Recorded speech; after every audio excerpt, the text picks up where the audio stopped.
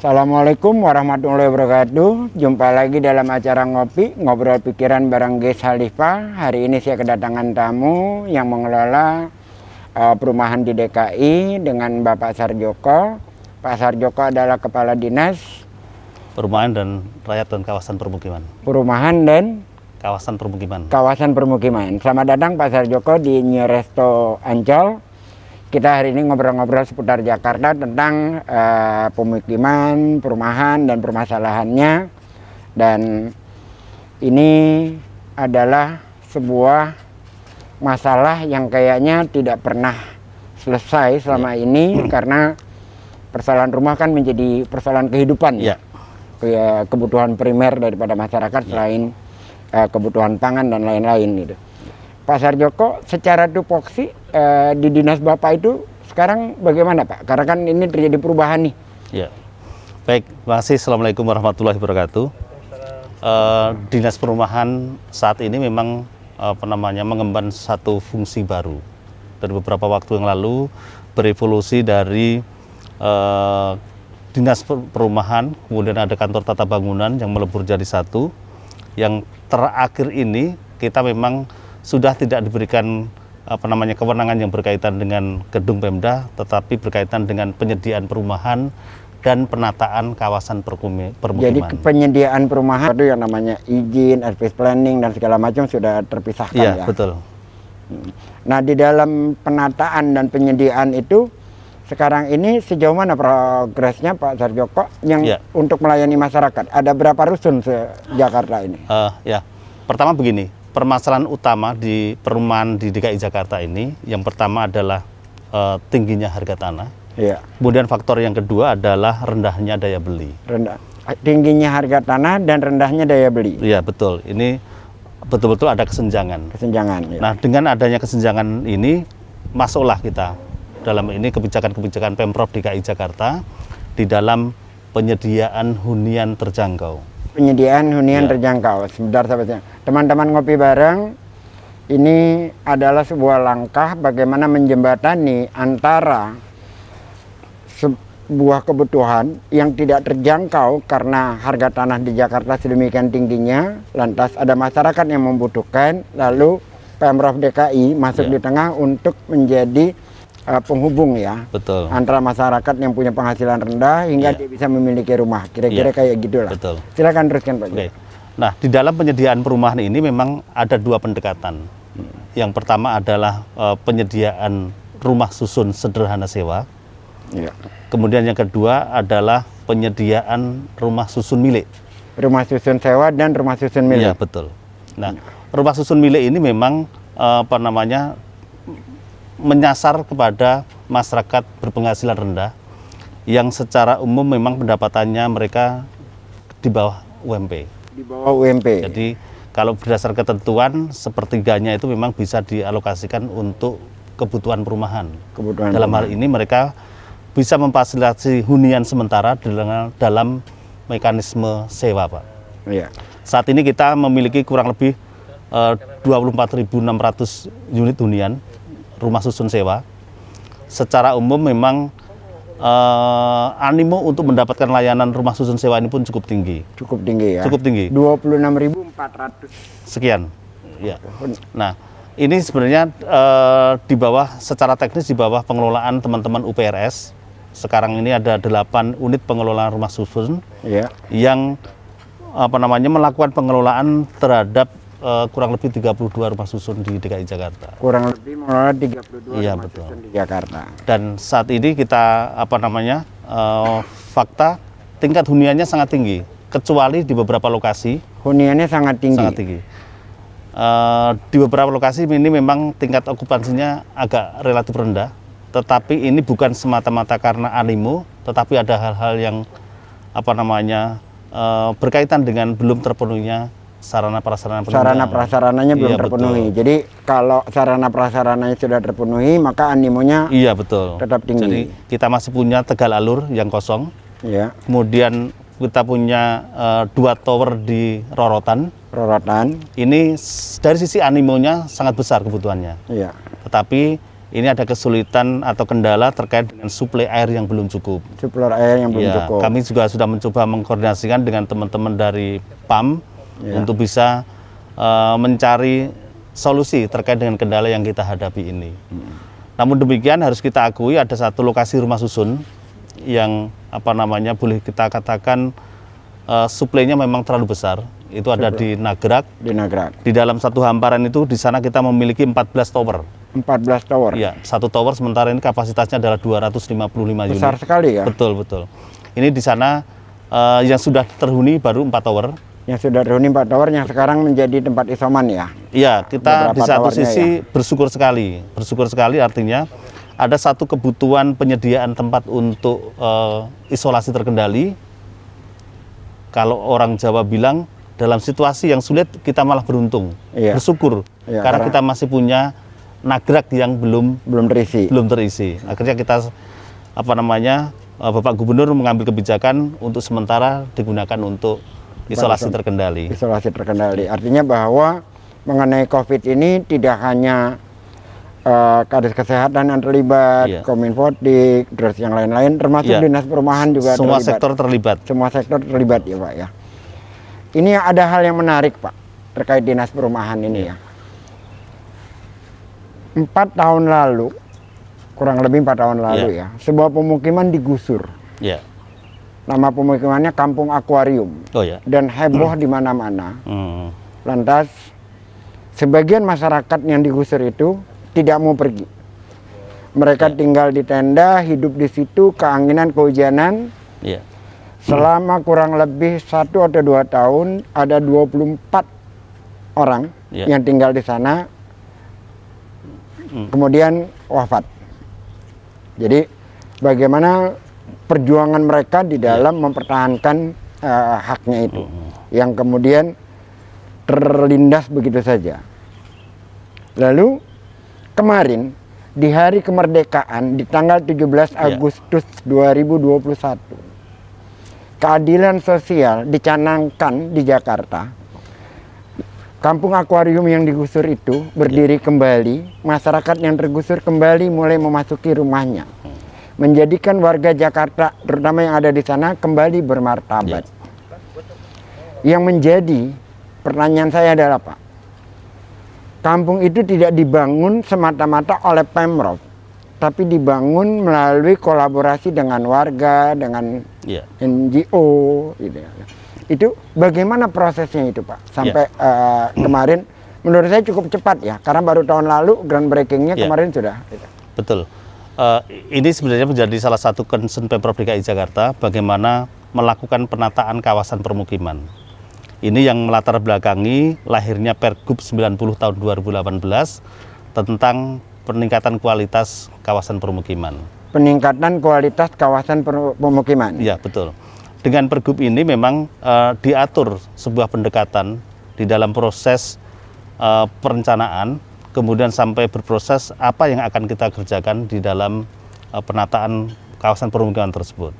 Penataan kawasan permukiman ini tidak ansih hanya semata-mata mengatur sarana prasarana, tetapi juga bagaimana upaya untuk mendorong pemberdayaan ekonomi warga itu bisa dirumuskan secara bersama-sama dengan masyarakat melalui kegiatan Community Action Plan. Nah, artinya perencanaan yang berbasis masyarakat. Perencanaan yang berbasis masyarakat. Betul. Nah, dalam perencanaan berbasis masyarakat ini betul-betul memang pelibatan secara penuh partisipasi masyarakat. Mau kita bikin rumahnya kayak apa, kebutuhan ruangnya kayak apa, sampai dalam memilih material-material yang akan digunakan di dalam pembangunan tersebut pun mereka terlibat. Begitu juga dengan pada proses teknis pelaksanaan pekerjaan. Jadi bukan hanya kebutuhan tempat seperti apa, misalkan lapangan olahraganya mereka minta seperti apa, musolahnya seperti apa, atau masjid, bukan hanya sebatas itu. Tapi sampai proses pembangunan sampai material. Betul. Teman-teman ngopi bareng ini kayaknya mungkin baru pertama kalinya, bukan hanya pertama di Jakarta, mungkin juga bisa dikatakan se-Indonesia, sebuah kerjasama antara pemerintah daerah dengan masyarakat, juga para LSM yang ada di sana dalam rangka membangun sebuah kawasan yang itu berdasarkan kebutuhan masyarakat setempat dan apa yang mereka butuhkan, apa yang mereka inginkan. Hal-hal yang kayak gini memang agak rumit karena dibutuhkan negosiasi, dibutuhkan pembicaraan yang panjang. Tetapi satu hal, kolaborasi itu menghilangkan ego sektoral, kolaborasi itu menghilangkan keangkuhan. Hingga kawasan itu benar-benar terpakai dan berfungsi dengan baik. Kira-kira begitu Pak Sarjoko ya. Dan kenapa waktunya yang dipilih 17 Agustus?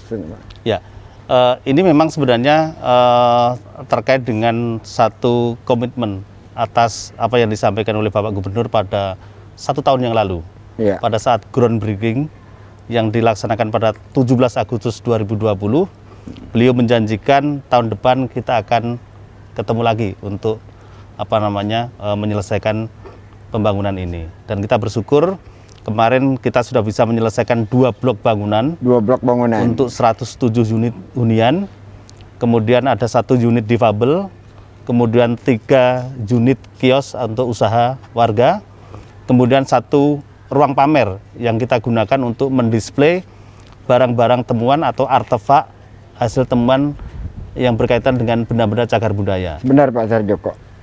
Teman-teman ngopi bareng, kita dengarkan ulang, pembangunan ini disusun ruang untuk difabel, ada ruang untuk artefak budaya, ada ruang untuk ruang pamer. Saya kira ini bukan hanya memanusiakan manusia, tetapi juga ini memberikan ruang hidup kepada banyak hal. Jadi latar belakang sejarahnya dapat, masyarakat yang mengalami permasalahan difabel kebutuhannya terpenuhi.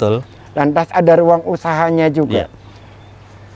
Itu pola berpikir semacam itu saya ingin terbuka aja, apakah ini baru dikelola atau diinikan di masa sekarang, di masa Pak Gub, atau memang sebelumnya Pemprov DKI sudah melakukan yang sama seperti ini? Kalau dari sisi perencanaan dan pengelolaan, ini memang sekali lagi pendekatan baru. Pendekatan baru dengan tadi lahirnya Kepgub 90 tadi. 90 tahun 2018.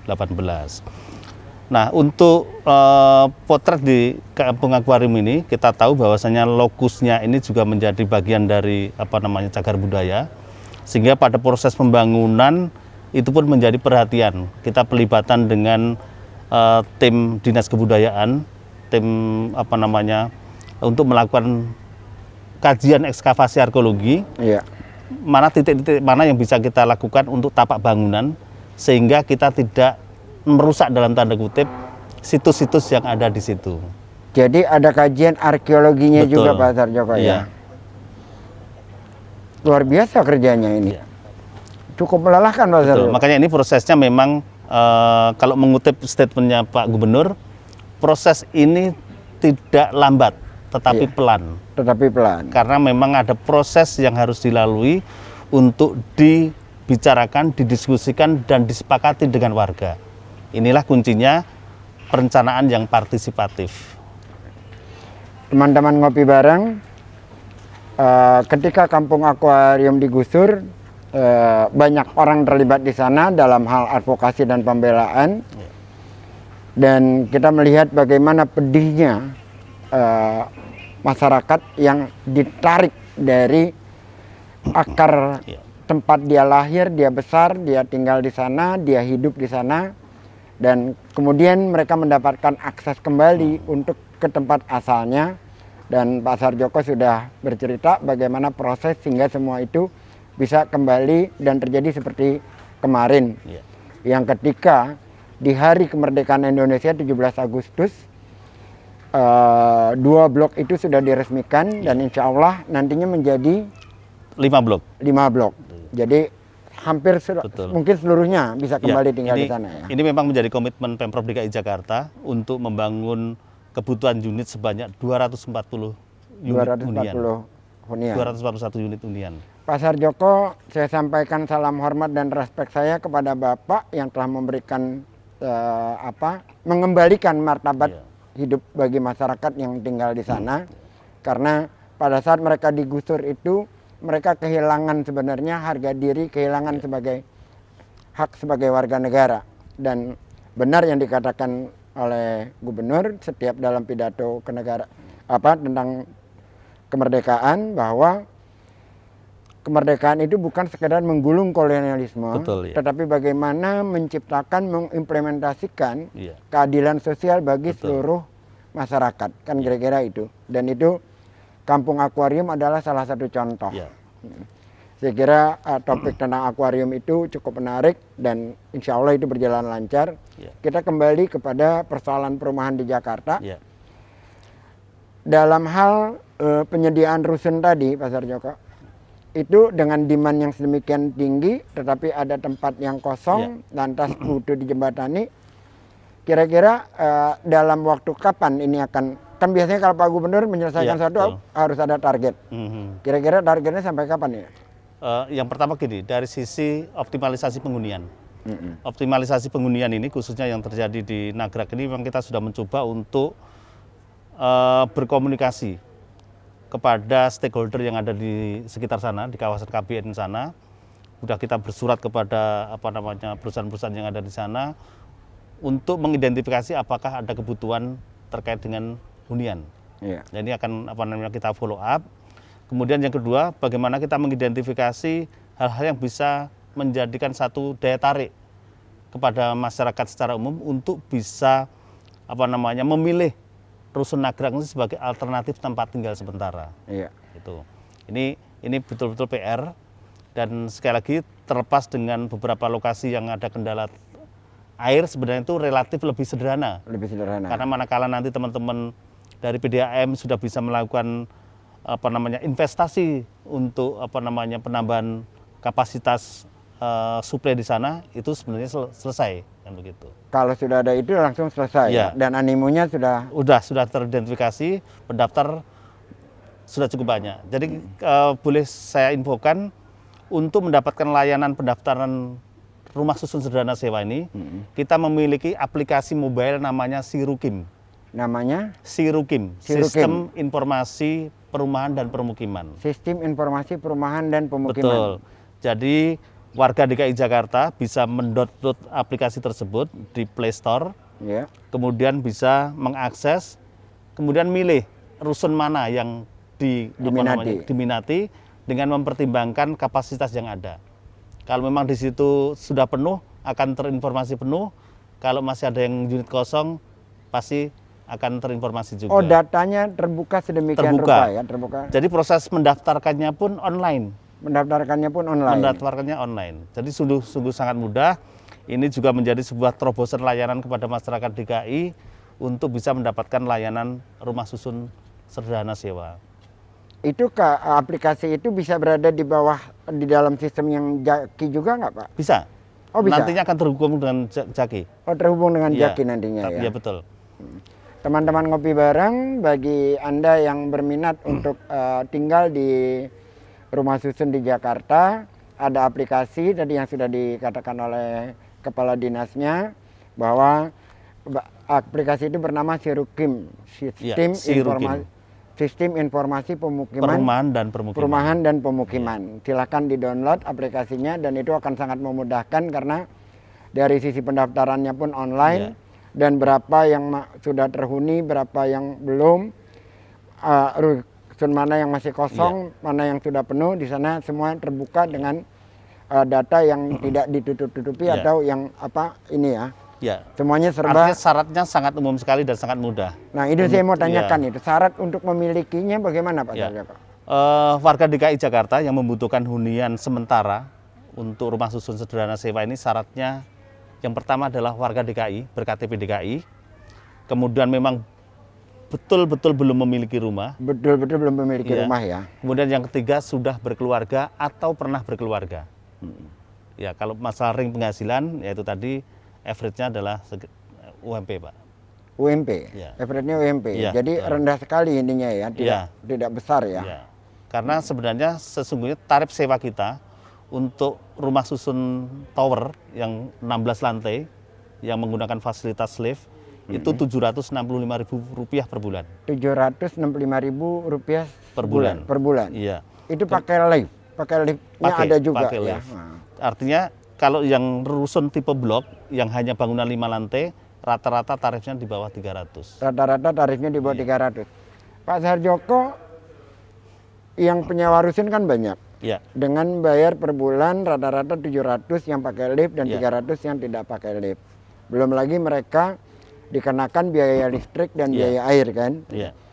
Nah, di tengah situasi pandemi seperti ini, apa yang Pak Sarjoko lakukan terhadap masyarakat itu? Iya, Tentu betul. kondisi mereka kan lumayan berat nih. Betul. Jadi ini awalnya memang menjadi concern kami, Pak.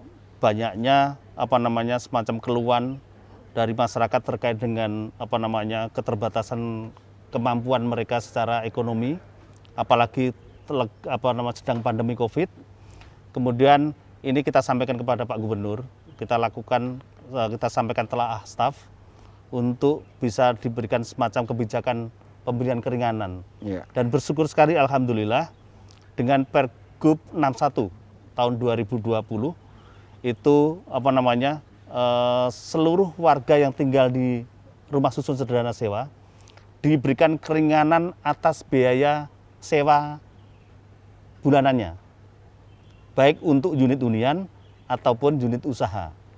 Tetapi untuk biaya pemakaian air dan listrik tetap menjadi Tanggung jawab keluarga. penghuni rumah susun. Teman-teman ngopi bareng, ini menarik sekali ya. Pemerintah daerah DKI bisa dikatakan membebaskan ya. Iya. Pembayaran sewa bulanan terhadap rumahnya tinggal yang dihuni, kecuali hanya membayar listrik dan air yang itu pun yang dia pakai. Betul. Artinya bahwa ada empati di sana. Betul.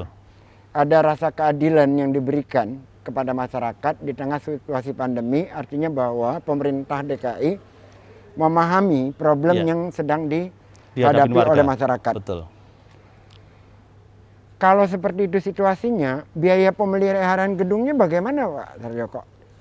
Caranya itu? Betul. Jadi pemeliharaan gedung itu sudah teralokasi di APBD, Pak. Oh, sudah teralokasi di APBD. Jadi setiap tahun Pemprov DKI Jakarta untuk mengoperasionalkan seluruh rusun tadi itu ada biaya alokasi anggaran APBD mungkin kisarannya sekitar 250 miliar untuk secara keseluruhan.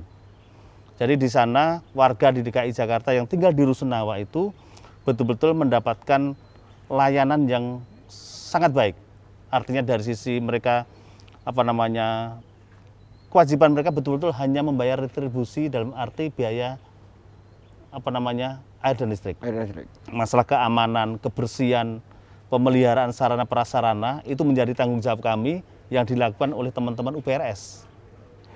Pak Sarjoko, biasanya itu di mana-mana ya. Ya. Kalau dalam keadaan pemerintah susah meres rakyat, Ya. pajak naik, Ya. sesuatu yang tadinya tidak gratis menjadi bayar, kira-kira kayak gitu. Ini di tengah situasi pandemi seperti ini, seperti yang saya dengar dari Pak Sarjoko, masyarakat yang tinggal di sana tidak perlu bayar sewa, Ya. ya kan? Kemarin saya membaca berita lagi, anak-anak yang menjadi yatim atau menjadi piatu ketika COVID itu diminta mendaftar secara online untuk mendapatkan bantuan dari DKI. Di tengah situasi refocusing anggaran kan betul. Sebenarnya ya. Ya. Kita pengen denger ini dari Kepala Dinas, melihat gubernur yang seperti ini gimana? Kan Bapak pusing nih jadinya nih Pak. Luar biasa. Luar biasa. Luar biasa dalam arti itulah memang sebuah risiko tanggung jawab keberpihakan kepada masyarakat, Pak. Keberpihakan Jadi bagaimana kepada masyarakat. betul-betul meringankan apa yang menjadi beban masyarakat yang sekarang ini, bagaimana warga betul-betul bisa survive menghadapi pandemi ini, dan bagaimana memberikan peluang stimulan untuk mereka bisa kembali bangkit dalam masa pandemi ini. Dan itu dipahami oleh para kepala dinas. Ya, Pak. itulah justru menjadi PR yang harus diterjemahkan oleh para kepala SKPD untuk bisa mengejawantahkan atau mengimplementasikan apa yang menjadi kebijakan pimpinan. kebijakan pimpinan. Dan itu tidak membuat kekesalan atau bagaimana karena kan sebelumnya saya dengar ada pemotongan TKD Betul. terhadap para karyawan di Pemprov terkait dengan bantuan untuk itu kan Jakarta Plus ya atau apa namanya? Ya, artinya untuk penanganan COVID. Untuk penanganan COVID. Betul. Nah. Dan itu diterima diterima dengan senang hati. Artinya tidak ada satu komplain atau dari pegawai terkait dengan kebijakan beliau untuk bisa kita berpartisipasi yang saya maksud tadi KJP Plus ya yang harus tetap berlangsung itu. Oh iya betul. Dan itu dananya diambil dari salah satunya dari situ. Dari situ. Untuk mengamankan program-program yang berkaitan dengan jaring pengaman sosial. Dengan jaring pengaman sosial. Betul, ya. Teman-teman ngopi bareng, langkah-langkah yang dilakukan oleh Pemprov DKI sepertinya bukan bagaimana menyelamatkan program agar tetap berlangsung yang sudah digulirkan, dan itu Pemprov DKI lebih rela menghentikan program-programnya, apalagi program-program yang tidak langsung berkaitan, tetapi lebih memilih bagaimana menyelamatkan masyarakat banyak di tengah situasi COVID seperti ini. Dan itu sampai-sampai juga para aparat Pemprov TKD-nya itu dipotong dalam rangka memberikan bantuan kepada masyarakat banyak. Nah, terkait lagi kembali kepada persoalan perumahan sekarang ini yang sedang terus dibangun, diberikan prasarananya dengan baik. Kira-kira Pak Sarjoko akan ketemu nggak sih dari jumlah permintaan demand dengan supply-nya nanti? Kira-kira di tahun berapa ketemunya atau memang tidak akan ketemu? Jadi gini, ini berangkat dari backlog kebutuhan perumahan. Itu pada posisi 2016 sesuai kajian RP3KP, kita memiliki backlog hunian itu kurang lebih sekitar 302.319. 302.319. Ya. Ini dalam timeline RPJMD 2017-2022 kita punya target untuk melakukan pengurangan. Nah, pengurangan ini memang target secara makronya kurang lebih 250.000. Ini dilakukan dengan beberapa skema. Dari tadi yang penyediaan rusunawa itu kurang lebih sekitar 13.700 sekian. Ini ada juga itu yang dari APBD, kemudian ada yang dari APBN, kemudian juga ada beberapa sokongan dari BUMD dalam penyediaan hunian milik. Jadi backlog tadi tidak semata-mata diselesaikan dengan hunian rusunawa, tetapi juga dengan hunian milik yang salah satunya adalah melalui program DP 0 rupiah. Kemudian sisanya ini melalui mekanisme pasar yang disediakan oleh para pengembang-pengembang swasta yang tergabung di dalam asosiasi para pengembang. Pertanyaan terakhir Pak Sarjoko, waktu kita tinggal 1 menit. Ini banyak diberitakan di media sosial, juga menjadi pertanyaan di kalangan netizen bahwa telah dibangun perumahan entah apa namanya, Rusunawa atau Rusunami, tempatnya di Manggarai. Dan itu adalah lahannya milik Pemprov DKI, dibangun oleh Kementerian PUPR kalau saya tidak salah. Sudah lama, yang sampai hari ini tidak berpenghuni. Sebenarnya ada masalah apa di sana? Ini sekaligus menjawab berbagai pertanyaan. Baik. Ini yang dimaksud adalah Rusun Pasar Rumput, Pak. Pasar Rumput, Rusun Pasar Rumput ini memang dibangun di atas lahan Pemda, kemudian dibangun oleh Kementerian PUPR. Latar belakangnya adalah bagaimana menyediakan hunian bagi warga yang terdampak Ciliwung. Bagi warga yang terdampak Ciliwung. Betul, ya. Terutama adalah yang dari jalur Jakarta Selatan sampai ke Jakarta Timur. Nah, kenapa ini belum dilakukan penghunian? Memang banyak hal yang berkaitan dengan itu. Yang pertama, program untuk penataan Ciliwung ini belum dieksekusi. Belum dieksekusi. Sehingga warga yang sudah teridentifikasi terdampak itu belum bisa dilakukan pemindahan kepada ke rusun Pasar Rumput tersebut. Iya. Kemudian faktor yang kedua adalah pengelolaan rusun Pasar Rumput ini diserahkan kepada Pasar Jaya. Diserahkan kepada Pasar Jaya. Betul, Pasar Jaya, dan Pasar Jaya beberapa waktu terakhir memang baru sedang menyusun rumusan untuk penetapan tarifnya. Dan ini kebetulan juga memang belum final. Sekali lagi dengan kondisi seperti itu akhirnya menjadi bersyukur. Belum terhuni ada kebutuhan untuk penyediaan isolasi. Iya. Akhirnya Pasar Rumput diputuskan untuk dimanfaatkan sebagai tempat isolasi terkendali dulu. Jadi itu belum terhuni karena terkendala masalah teknis lah ya. Ya. Bukan artinya itu dibiarkan dengan kesengajaan tidak sama sekali, tapi ada hambatan-hambatan teknis. Ini tetap menjadi concern Pemprov DKI Jakarta dan juga Kementerian PUPR untuk bisa memaksimalkan Pasar Rumput ini senyampang proses penataan Kali Ciliwung. Baik. Pak Sarjoko, terima kasih banyak sudah hadir di acara Ngopi Bareng. Insya Allah kita akan ketemu lagi, bincang-bincang lagi tentang berbagai persoalan perumahan yang ada di Jakarta. Baik. Terima kasih sudah hadir di sini. Teman-teman Ngopi Bareng, begitulah diskusi kita kali ini mengenai perumahan. Juga yang menarik tadi kita juga sempat membahas tentang kampung akuarium.